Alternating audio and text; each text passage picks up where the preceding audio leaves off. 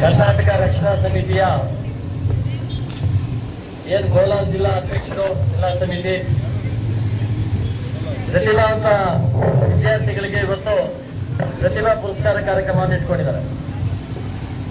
ಕರ್ನಾಟಕ ರಕ್ಷಣಾ ಸಮಿತಿ ಬೇರೆ ಕನ್ನಡ ಸಂಘಟನೆ ರೀತಿಯಲ್ಲಿ ಎಲ್ಲೋ ಒಂದ್ ಕಡೆ ವಸೂಲಿಗೋ ಅಥವಾ ಎಲ್ಲೋ ಒಂದು ಲಿಟಿಗೇಷನ್ ಪ್ರಾಪರ್ಟಿ ಮೇಲೆ ಕೈ ಹಾಕುವಂತ ಕೆಲಸ ನಾವು ಮಾಡೋದಿಲ್ಲ.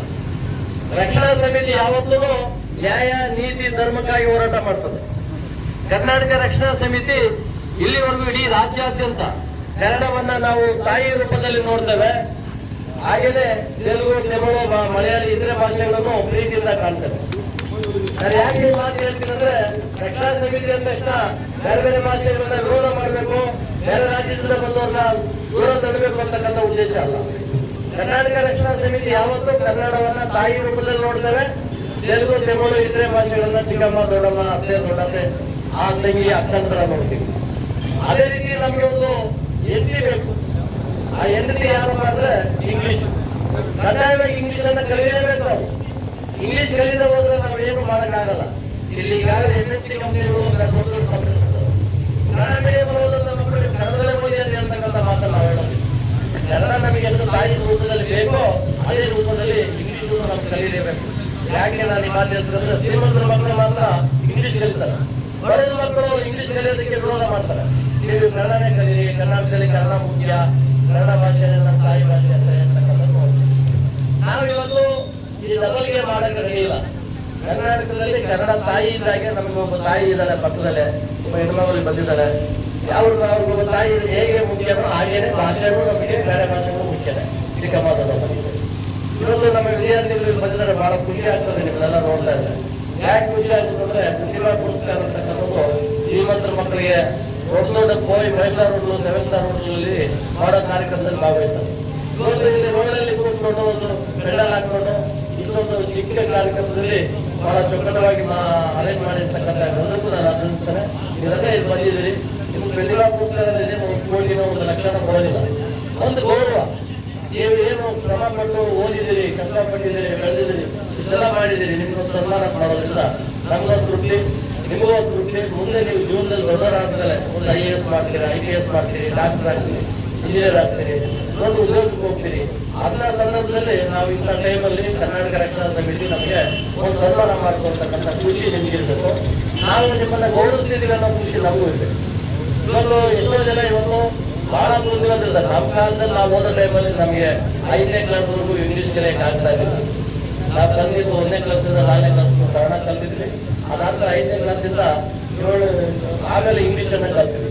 ನಮ್ಗೆ 7ನೇ ಕ್ಲಾಸು 6ನೇ ಕ್ಲಾಸಲ್ಲಿ ಏನಾದ್ರು ಮೇಷ್ಟ್ರು ಸ್ವಲ್ಪ ಇಂಗ್ಲಿಷಲ್ಲಿ ABCD ಹೇಳಪ್ಪ ಅಂದ್ರೆ ನಾವು ಹೇಳ್ತಾ ಇದ್ದೀವಿ ಯಾವ ರೀತಿ ಅಂದ್ರೆ ABC ಲಾಸ್ಟ್ ಹೋಗ್ಬಿಡ್ತಾರೆ. ಯಾಕಂದ್ರೆ ನಮ್ಗೆ ಬದಲಾಗಿಲ್ಲ. ಯಾಕಂದ್ರೆ ನಾವು ಹಳ್ಳಿಯಿಂದ ಬಂದಂಥವು ಸರ್ಕಾರಿ ಶಾಲೆ ಹೋಗ್ಬೋದು. ಸರ್ಕಾರಿ ಶಾಲೆ ಹೋದಂತ ನಾವು ಇವತ್ತು ರಾಷ್ಟ್ರ ಮಟ್ಟದಲ್ಲಿ ಮೋದಿ, ಅಮಿತ್ ಶಾ ಜೊತೆ ಕೂತ್ಕೋತೀವಿ. ಯಾಕಂದ್ರೆ ಸರ್ಕಾರಿ ಶಾಲೆ ಹೋದ ಮಕ್ಕಳು ಇವತ್ತು ನಿಜವಾಗ್ಲೂ ಬಹಳ ಗೌರವದಿಂದ ವಿದ್ಯೆ ಕಲಿತಾರೆ, ಬಹಳ ಶ್ರದ್ಧೆಯಿಂದ ಕಲಿತಾರೆ. ಯಾಕಂದ್ರೆ ನಾವು ಕನ್ನಡ ಮೀಡಿಯಂ ಓದಿದೀವಪ್ಪ, ನಾವು ಮುಂದೆ ಚೆನ್ನಾಗಿ ಬರಬೇಕು ಅಂತ. ಇವತ್ತು ಕಾರಣಲ್ಲೇ ಓದಿದ್ದಾರೆ. ಆ ಮಕ್ಕಳಿಗೆ ಸರ್ಕಾರಿ ಶಾಲೆ ಓದೋ ಮಕ್ಕಳಿಗೆ ಮುಂದೆ ಅವ್ರು ಏನೂ ಅಲ್ಲ. ಇವತ್ತು ನಾನು ಯಾಕೆ ಅವ್ರನ್ನ ಕಂಡಮ್ ಮಾಡ್ತಾ ಇಲ್ಲ, ನಿಮ್ಮನ್ನ ಹೊಗಳ್ತಾ ಇಲ್ಲ. ಇದೆಲ್ಲ ಇಂಗ್ಲಿಷ್ ಮೀಡಿಯಂ ಅವರು ಬಂದಿರ್ತೀರಿ. ಆದ್ರೆ ಇಂಗ್ಲಿಷ್ ಮೀಡಿಯಂ ಅಲ್ಲಿ ಬಂದಿರೋ ಮಕ್ಕಳಿಗೆ ಫಿಸಿಕ್ಸ್ ಅಂದ್ರೆ ಏನು ಅಂತ ಕನ್ನಡ ಅಂತ ಕೇಳಿದ್ರೆ ಹೇಳಕ್ ಸಾಧ್ಯ ಇಲ್ಲ. ಮತ್ತೆ ಇಂಗ್ಲಿಷ್ ಮೀಡಿಯಂ, ಕನ್ನಡ ಮೀಡಿಯಂ, ಆಮೇಲೆ English medium, Kannada medium, physics ಅಂದ್ರೆ ಕನ್ನಡ ಅಂತ ಹೇಳಿ ನೋಡಿ. ನಮ್ಮ ಪರಿಸ್ಥಿತಿ ನೋಡಿ. ಇಂಗ್ಲಿಷ್ ಅಲ್ಲ, ನೀವು ಕನ್ನಡ ಮಾಡ್ತಾರ. ನಾವು ನಮ್ಮ ಮಕ್ಕಳು ಇವತ್ತು ಇಂಗ್ಲಿಷ್ ಅಲ್ಲಿರೋದ್ರ ಪದಗಳನ್ನ ಕನ್ನಡ ಅರ್ಥ ಗೊತ್ತಿಲ್ಲ. ಇವತ್ತು ಆಲ್ಜಿಬ್ರಾ ಅಂದ್ರೆ ಏನಂತ ಕೇಳ್ರಿ, ಬೀಜಗಣಿತ ಅಂತ ಹೇಳಕ್ ಬರಲ್ಲ. ಕೆಮಿಸ್ಟ್ರಿ ಅಂದ್ರೆ ಏನಂತ ಕೇಳ್ರಿ, ನಾನು ಎಲ್ಲರೂ ಪ್ರಶ್ನೆ ಮಾಡಲ್ಲ. ಅದೆಲ್ಲ ಬುದ್ಧಿವಂತರಿದೆ.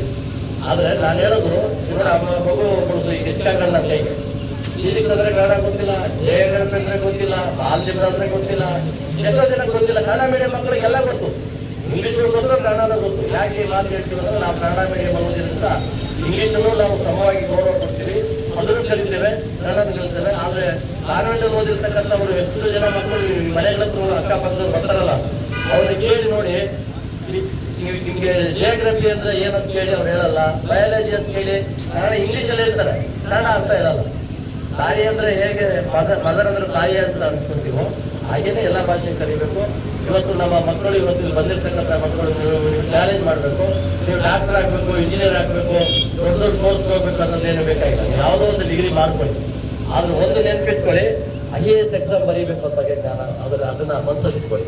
IAS ಎಕ್ಸಾಮ್ ಅಂತಂದ್ರೆ ಏನರ್ಥ ಅಂದ್ರೆ ಇವತ್ತು ದೇಶದ ಆಡಳಿತ ನಡೆಸ್ತಕ್ಕಂಥ ದೊಡ್ಡ ಒಂದು ಜವಾಬ್ದಾರಿ ಇರುವಂತ ಸ್ಥಾನಮಾನ.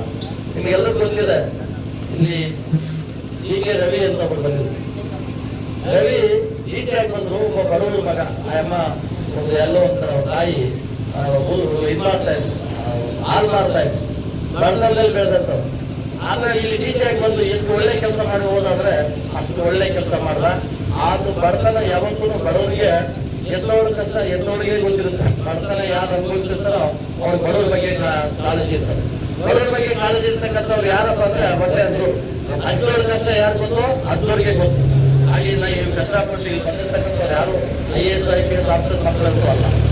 ಯಾರು ಬಂದಿರ್ತಕ್ಕಂಥವ್ರು ಯಾರು ದೊಡ್ಡ ಡಾಕ್ಟರ್ಗಳು, ತಹಸೀಲ್ದಾರ್ಗಳು, ಇಂಜಿನಿಯರ್ಗಳು ಯಾರ ಮಕ್ಕಳು ಅಲ್ಲ. ಇಲ್ಲಿ ಬಂದಿರ್ತಕ್ಕಂಥವ್ರು ಸಾಮಾನ್ಯ ರೈತರ ಮಕ್ಕಳು, ಸಾಮಾನ್ಯ ಕುಟುಂಬದ ಮಕ್ಕಳು ಇಲ್ಲಿ ಬಂದಿದ್ದೀರಿ ಅಂತ ನಾನು ಭಾವಿಸ್ತೀನಿ.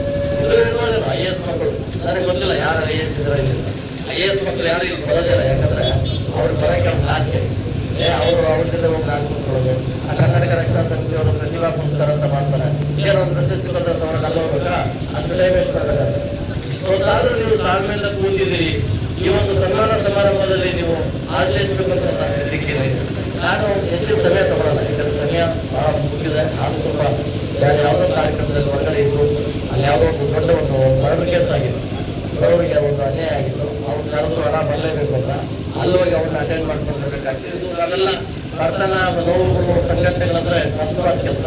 ನಾನು ಕರ್ನಾಟಕ ರಕ್ಷಣಾ ಸಮಿತಿಯ ಸ್ಥಾಪಕ ಅಧ್ಯಕ್ಷನಾಗಿ ಈ ದೇಶದಲ್ಲಿ ಇವತ್ತು ರಾಜ್ಯದಲ್ಲಿ ನಾವು ಸಂಘಟನೆ ಕಟ್ತಾ ಇದ್ದೀವಿ. ಅದೇ ರೀತಿ ಇಡೀ ದೇಶದಲ್ಲಿ ಅಖಿಲ ಭಾರತ ಡಾಕ್ಟರ್ ಅಂಬೇಡ್ಕರ್ ಪ್ರಚಾರ ಸಮಿತಿ ಮತ್ತು ಅಖಿಲ ಭಾರತ ದಲಿತ ಕ್ರಿಯಾ ಸಮಿತಿ ಅಂತ ಒಂದು ಸಂಘಟನೆ ಕಟ್ಟಿದ್ದೀವಿ.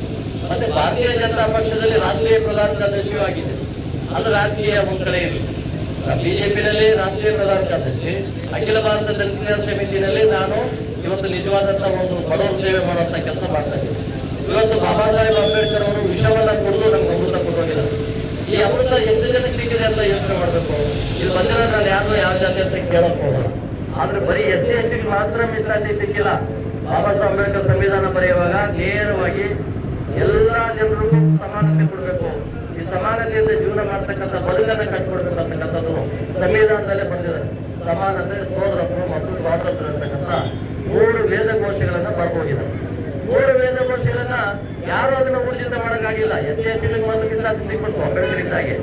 ಅದಾದ ನಂತರ ಹಿಂದುಳಿದ ಜಾತಿಗಳಿಗೆ ಮತ್ತೆ ಮೇಲ್ವರ್ಗದ ಜಾತಿಗಳಿಗೆ ಮೀಸಲಾತಿ ಕೊಡೋ ಕೆಲಸ ಮಾಡಿದ್ರು.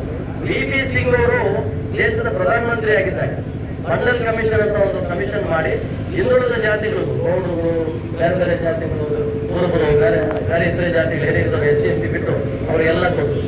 ಆದ್ರೆ 50% ಜನರಲ್ ಕ್ಯಾಟಗರಿ ಅವರಿಗೆ ನರೇಂದ್ರ ಮೋದಿ ಅವರು 10% ಮೀಸಲಾತಿ ಕೊಟ್ಟಿದ್ದಾರೆ. ಇವತ್ತು ಭಾರತದಲ್ಲಿ ಇರ್ತಕ್ಕಂಥ ಇಲ್ಲಿ ಕೂತಿರ್ತಕ್ಕಂಥ ಎಲ್ಲರಿಗೂ ಮೀಸಲಾತಿ ಇದೆ. ಎಷ್ಟು ಜನ ಗೊತ್ತಾ ನನ್ಗೆ ಗೊತ್ತಿಲ್ಲ. ಇಲ್ಲಿ ಬಂದಿರ್ತಕ್ಕಂಥವರು ಯಾವುದೇ ಜಾತಿ ಆಗಿರ್ಲಿ, SC ST ಒಂದೇ ಅಲ್ಲ, ಎಲ್ಲಾ ಜಾತಿ, ಎಲ್ಲಾ ಧರ್ಮಗಳು.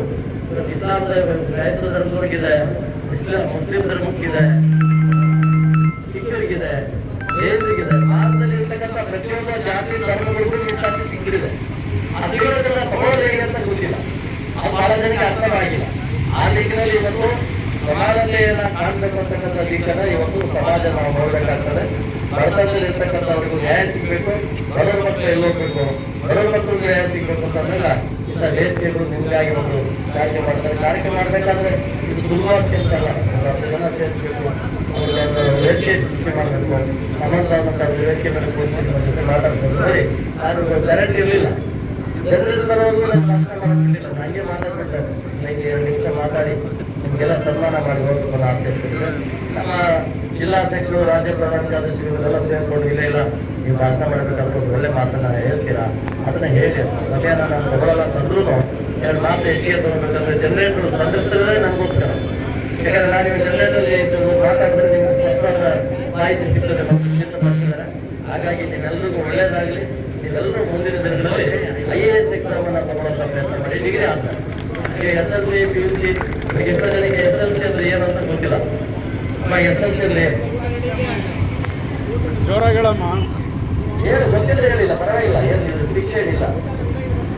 ಹೇಳು, ನೀನು ಹೇಳುವ. ಪ್ಲೀಸ್ ಅಂದ್ರೆ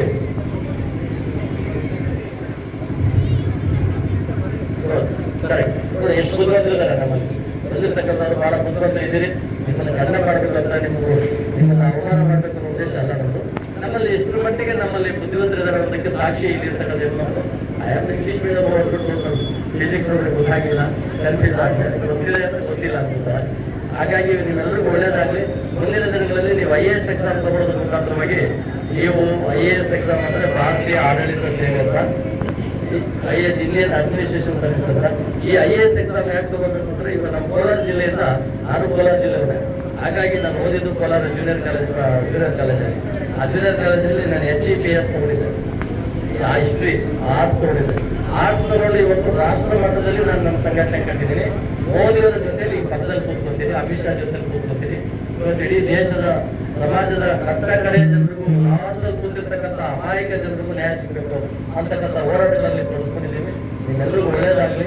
ನಿಮ್ಮ ಒಂದು ಇಷ್ಟೊತ್ತು ನೀವು ಕೂತು ತಾಳ್ಮೆ, ಒಬ್ಬರು ಓದಿದ್ರು ಗಲಾಟೆ ಮಾಡಿಲ್ಲ, ಮೊದಲೇ ಒಂದು ಸೌಂಡ್ ಮಾಡಿಲ್ಲ, ಸೌಂಡ್ ಇಲ್ಲ ಅಂದ್ರೆ ಭಾಷಣ ಮಾಡಿದ್ರು ಕೇಳಿಸ್ಕೊಂಡಿದ್ರಿ, ಸಮಾಧಾನವಾಗಿ ಕೂತಿದ್ರಿ. ತಾಯಂದಿರು ಹೆಚ್ಚಿನ ಸಂಖ್ಯೆಯಲ್ಲಿ ತಾಯಂದಿರು ಬಂದಿದ್ರಿ. ನೀವೆಲ್ಲ ಮಕ್ಕಳಿಗೆ ಪ್ರೋತ್ಸಾಹ ಕೊಡಿ. ಇಷ್ಟೊಂದಾದ್ರೂ ಭಾನುವಾರ ಅಂತಂದ್ರೆ ಸ್ವಲ್ಪ ಸ್ಪೆಷಲ್ ಇರ್ತದೆ ಮನೆಯಲ್ಲಿ. ಅದೆಲ್ಲ ಬಿಟ್ಟು ಇಲ್ಲಿದ್ದೀರಿ ಅಂದ್ರೆ ನೀವು ಮಕ್ಕಳ ಮೇಲೆ ಇರುವಂಥ ಕಾಳಜಿ ಅನ್ನೋದನ್ನ ತೋರಿಸಬೇಕಂತ ನಮ್ಗೆ ಹೇಳಿ. ನಿಮ್ಮೆಲ್ಲರಿಗೂ ಒಳ್ಳೇದಾಗಲಿ. ಜೈ ಭಾರತ್, ಜೈ ಕರ್ನಾಟಕ ಮಾತೆ, ಭಾರತೀಯ ಜನತಾ.